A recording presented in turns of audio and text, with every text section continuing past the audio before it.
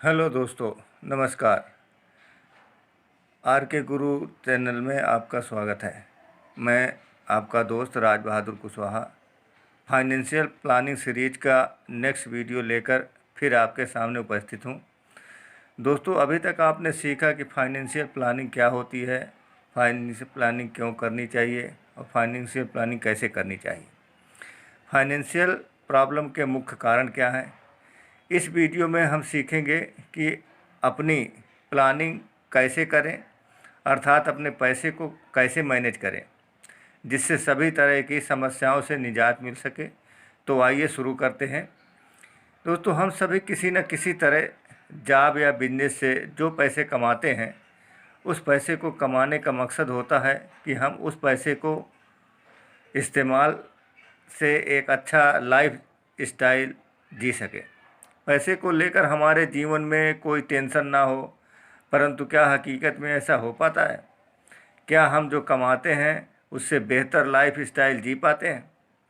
क्या हमें पैसे को लेकर कोई समस्या नहीं है? इसका जवाब यह है कि हम जितना कमाते हैं उसमें खर्च करने के लिए पर्याप्त नहीं होते। हम में से 99.9% लोगों के पैसे की प्रॉब्लम बनी रहती है। पैसे आते हैं और चले जाते हैं। पैसे को रोक कर रखने में समस्या होती है। और मज़े की बात तो यह है कि हम सोचते हैं कि शायद हमारी आमदनी कम है, इसलिए पैसे की प्रॉब्लम हो रही है, जो सच नहीं है। सच तो यह है कि हमारी इनकम चाहे कितनी भी बढ़ जाए, अगर हमें पैसे को मैनेज करना नहीं आता तो हमें पैसों की प्रॉब्लम बनी ही रहेगी। कई बार हमारी इनकम फिक्स होती है। क्योंकि इनकम फिक्स होती है तो हम अपनी मर्ज़ी से इसे बढ़ा नहीं सकते, लेकिन पैसे को खर्च करना और इसे मैनेज करना हमारे हाथ में होता है। इसलिए पैसे को मैनेज करना सीखकर उसे अमल में लाकर पैसे से संबंधित छोटी बड़ी समस्याओं का हल कर सकते हैं, जो हम आज इस वीडियो में सीखने जा रहे हैं। तो पैसे को हम इन कुछ सिंपल टर्म से मैनेज कर सकते हैं। दोस्तों, हम सभी की परिस्थितियां एक सी नहीं होती। ऐसे में पैसे मैनेज करने का कोई एक तरीका सब पर शायद लागू ना हो, और ऐसे में पैसे को मैनेज करने के सब से अलग अलग तरीके होते हैं। जैसे अपने खर्चे को कंट्रोल करना, इनकम और खर्च का हिसाब रखना, बजट बनाना और बजट के अनुसार खर्च करना, बचत पर ज़्यादा ध्यान देना, कर्ज से बचना, बचत के पैसे को भविष्य के लिए उचित निवेश करना। ये कुछ बेसिक किंतु बहुत ही प्रभावी कदम है। पैसे को मैनेज करने के लिए आज हम एक ऐसे सरल परंतु अति प्रभावकारी तरीके के बारे में बताने जा रहे हैं जो सभी पर लागू होता है, जिसकी मदद से प्रत्येक व्यक्ति बहुत आसानी से अपने पैसे को मैनेज कर सकता है। 50-30-20 रूल।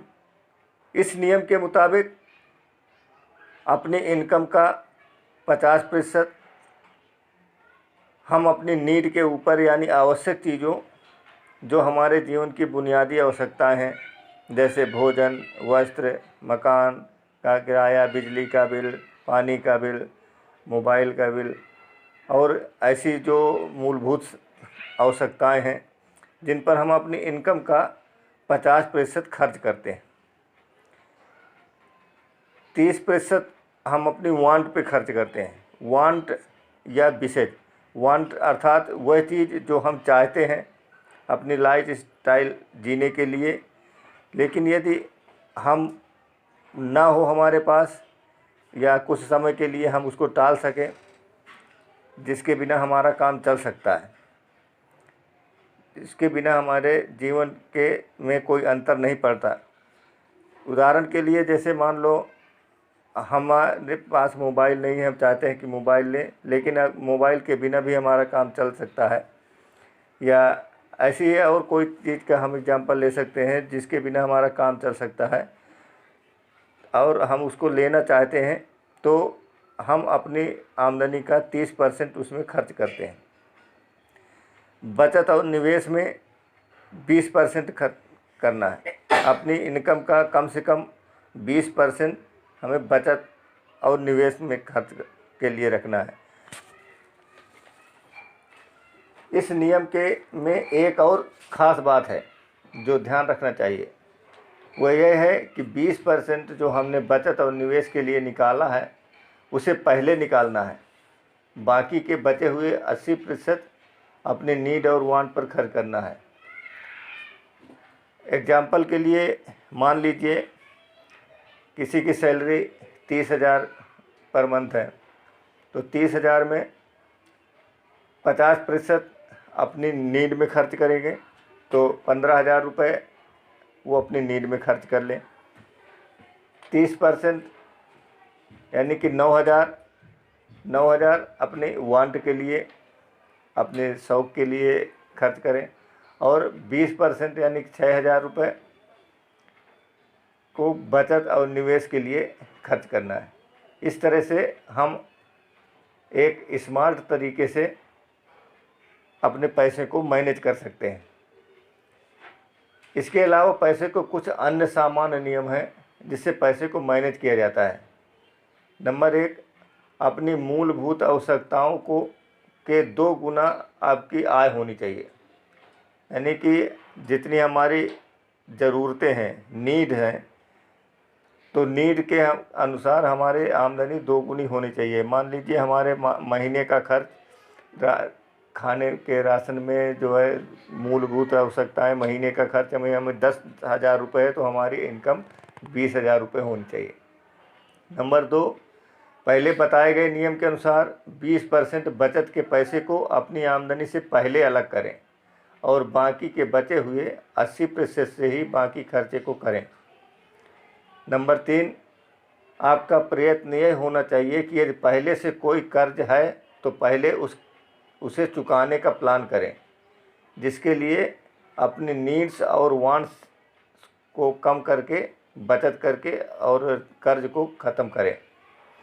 नंबर 4, यदि आप कोई लोन लेते हैं तो इस बात का विचार अवश्य करें कि इस नए लोन को चुकाने का आपके पास क्या प्लान है। किसी भी प्रकार का कर्ज आपके पूरे बजट को बिगाड़ सकता है। नंबर 5, बचत के पैसे को अपनी रिस्क लेने की क्षमता के अनुसार सही इन्वेस्टमेंट करें। इस तरह से हम अपनी लाइफ स्टाइल को बेहतर बनाने के लिए स्मार्ट तरीके से पैसे को मैनेज करके अपनी फाइनेंशियल लाइफ जी सकते हैं और फाइनेंशियल फ्रीडम प्राप्त कर सकते हैं। दोस्तों, यह वीडियो कैसी लगी यह कमेंट करके अवश्य बताइएगा। वीडियो को लाइक और शेयर करें जिससे मुझे मोटिवेशन मिल सके और मैं आपके लिए इसी तरह की जानकारी भरी वीडियो देता रहूं। और हाँ, यदि अभी तक आपने मेरे चैनल आर के गुरु को सब्सक्राइब नहीं किया तो जल्दी से सब्सक्राइब कर लें, जिससे आने वाली वीडियो आपसे मिस ना हो। Thank you for watching.